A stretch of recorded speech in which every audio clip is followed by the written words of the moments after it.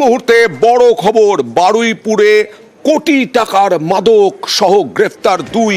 বারুইপুরে একটি ভাড়া বাড়িতে এই কোটি টাকার মাদক, বারুইপুরে খোদার বাজারে উদ্ধার এই মাদক। কথা বলবো প্রতিনিধি অর্পণের সঙ্গে।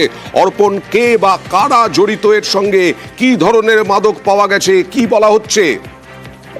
দেখো, এখনো পর্যন্ত যে সূত্র মারফত যেটা পাওয়া যাচ্ছে, মুখলেস শেখ, যার বাড়ি উস্তি এলাকায়, এবং তার সঙ্গে আরো এক মহিলা।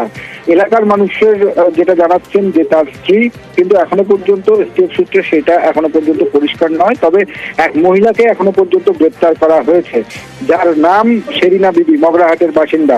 এবং এই ঘটনায় এখনো পর্যন্ত প্রায় কোটি টাকার উপরে মাদক উদ্ধার হয়েছে। এরা কতদিন ধরে ওই এলাকায় থাকতো? দেখো, যেটা স্থানীয় মানুষজন জানাচ্ছেন যে 1 বছরের উপর হলো তারা এখানে ভাড়ায় থাকছিলেন, তার 2 সন্তান ছিল সেখানে, এবং এখান থেকেই তারা এই ব্যবসা করতেন, এমনটাই স্টেটের কাছে খবর। এবং এখনো পর্যন্ত শুধু কোটি টাকার হেরোইন নয়, তার সঙ্গে 26 লক্ষ টাকা ক্যাশ উদ্ধার হয়েছে, এবং বেশ কিছু সোনার গহনাও এখনো উদ্ধার হয়েছে।